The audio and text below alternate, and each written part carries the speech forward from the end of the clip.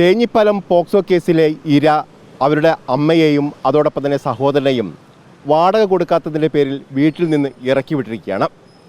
അവരുടെ ജീവനോപാധിയായ ആടിനെ അടക്കം എടുത്തുകൊണ്ടാണ് ആ ഉമ്മയും സഹോദരനും ഇവിടെ കോഴിക്കോട് കളക്ടറേറ്റ് മുമ്പിൽ എത്തിയിരിക്കുന്നത്.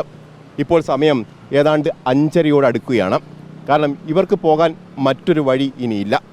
മനുഷ്യാവകാശ കമ്മീഷനടക്കം ഇടപെട്ടുകൊണ്ട് ഇവർക്ക് ജീവിക്കാൻ സാഹചര്യം ഒരുക്കണമെന്നുള്ള ഒരു നിർദ്ദേശം നൽകിയിട്ടുണ്ട്. പക്ഷേ ഇപ്പോഴും ഏതെങ്കിലും തരത്തിലുള്ള ഇടപെടൽ ഉണ്ടായിട്ടില്ല എന്നതുകൊണ്ട് തന്നെയാണ് ഈ മാതാവും സഹോദരനും ഇവിടെ കളക്ടറേറ്റിൻ്റെ പടിവാതിൽക്കൽ പ്രതിഷേധവുമായി എത്തിയിരിക്കുന്നത്.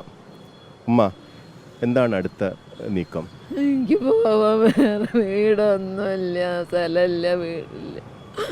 എന്തെങ്കിലും സഹായം കിട്ടണം. എനിക്ക് എല്ലാവരും ആരൊക്കെ കുറേ ആൾക്കാർ മോള് മരിച്ച ഉടനൊക്കെ വന്ന് കുറേ വാഗ്ദാനങ്ങൾ തന്നു പോയി.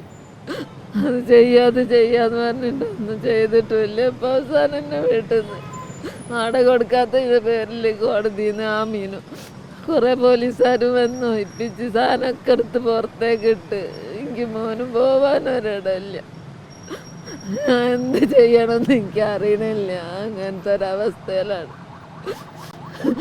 എല്ലാ നാട്ടുകാരും എന്നെ ഒന്ന് സഹായിച്ചിട്ടുണ്ടെങ്കിൽ എനിക്കൊരു വീടൊന്നെ വെച്ച് തൽക്കാലം വാടക ഉണ്ടെങ്കിലും നിൽക്കാൻ ആരെങ്കിലും ഒന്ന് സഹായിച്ച.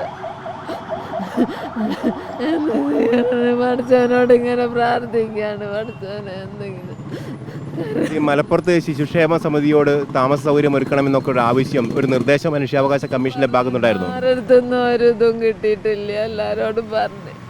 എല്ലാവരും ഇങ്ങനെ ഓരോന്നും ചെയ്യാ പറയും. അംഗൻവാടി ടീച്ചറോട് പറഞ്ഞാൽ മതി. എന്നെ അംഗൻവാടി ടീച്ചർ വീടിൻ്റെ മുറ്റത്ത് കൂടി പോകുമ്പോൾ ഞാൻ ഒന്ന് നിൽക്കുക കാര്യം പറയാമെന്ന് പറഞ്ഞ് പുറത്താക്കാൻ വന്ന സമയത്തായതുകൊണ്ട് എനിക്ക് അങ്ങോട്ട് പോയി പറയാനും കഴിഞ്ഞില്ല. അവിടെ നിന്ന് കണ്ടെന്നൊക്കെ പറയാൻ നോക്കിയപ്പോൾ എനിക്കിപ്പോൾ നേരമില്ല. കാരണം അംഗൻവാടിയിലെ ടീച്ചറും പോയി.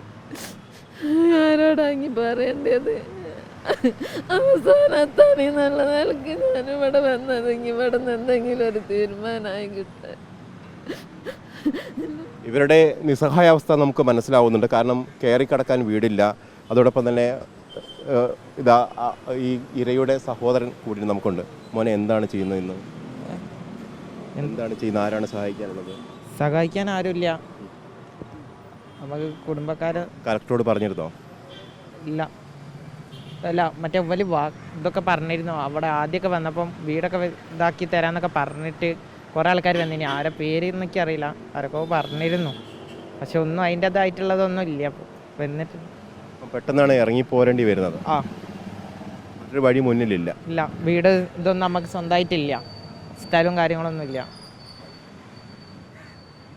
ഇവർക്ക് ഇനി എന്ത് ചെയ്യണമെന്ന് യാതൊരു ഊഹവുമില്ല. കാരണം കയറിക്കടക്കാൻ ഒരു വീടില്ലാത്തൊരവസ്ഥയാണ്. അതോടൊപ്പം തന്നെ ഏതെങ്കിലും തരത്തിൽ സർക്കാരിൻ്റെ സംവിധാനങ്ങളിൽ നിന്നും ഒരു അറിയിപ്പും ഇതുവരെ ലഭിച്ചിട്ടില്ല.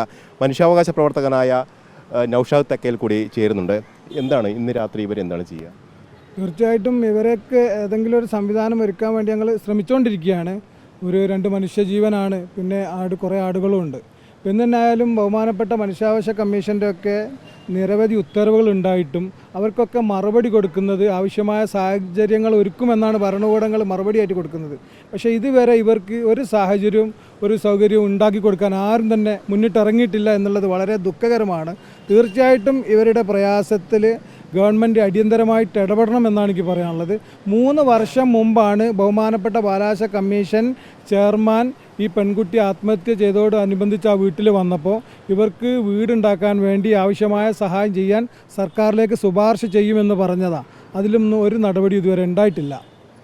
പല കാര്യങ്ങളുണ്ടാവാം. പക്ഷേ ഒരു മാതാവും അതോടൊപ്പം തന്നെ പ്രായപൂർത്തിയാകാത്ത ഒരു സഹോദരനും തെരുവിലേക്ക് ഇറങ്ങുന്ന ഒരു സാഹചര്യമാണ്. ഇന്ന് ഒരു രാത്രി ഉണ്ട്. അത് വലിയ പ്രതിസന്ധിയാണ് നമുക്ക് മുന്നിലുള്ളത്. തീർച്ചയായിട്ടും വലിയൊരു പ്രതിസന്ധിയാണ്. ഇവരെ ഏതെങ്കിലും രീതിയിൽ നല്ല മനസ്സുകൾ ആരെങ്കിലും, സർക്കാർ ഏജൻസികളോ അല്ലെങ്കിൽ മറ്റു നല്ല വ്യക്തികൾ ആരെങ്കിലും വന്ന് സഹായിക്കുമെന്ന് തന്നെയാണ് ഞങ്ങളൊക്കെ കരുതുന്നത്. കാരണം വേറെ എവിടേക്കും ഇവർക്ക് പോകാൻ ഇടമില്ല. അതുകൊണ്ട് തന്നെയാണ് ഈ കളക്ടറേറ്റിന് മുമ്പിലേക്ക് വന്നത്. കളക്ടർ എന്നാണ് പറയുന്നത്? കളക്ടറോട് വിവരം അറിയിച്ചിട്ടുണ്ട്. അപ്പോൾ അദ്ദേഹം ഒരു മീറ്റിങ്ങിലാണെന്ന് പറഞ്ഞു.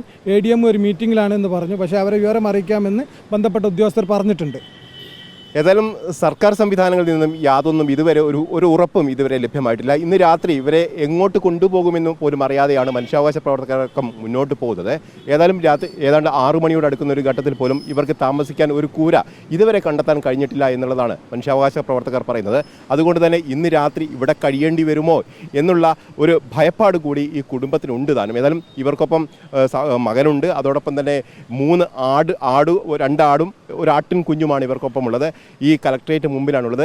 കളക്ടർ പറഞ്ഞത് മീറ്റിംഗിലാണ്, അതിനുശേഷം സംസാരിക്കാമെന്നുള്ള ഒരു കാര്യമാണ്. അതിൽ പ്രതീക്ഷിച്ചിരിക്കുകയാണ് ഈ കുടുംബം എന്നുള്ളതാണ് ഇപ്പോൾ നൗഷാദ് തെക്കയിൽ പറയുന്നത്. ഏതായാലും ഇവർക്കൊരു കൂര ഒരുങ്ങേണ്ടതുണ്ട്, ഇവർക്ക് താമസിക്കാനുള്ള ഒരു സൗകര്യം വേണം, അതൊരു വാടക വീടെങ്കിലും ലഭ്യമാകണമെന്നാണ് ഈ മാതാവ് പറയുകയും ചെയ്യുന്നത്. വീഡിയോ ജേർണലിസ്റ്റ് സുബൈർ ഫൈസിക്കൊപ്പം reporter AK Abhilash, in reporter, Kozhikode.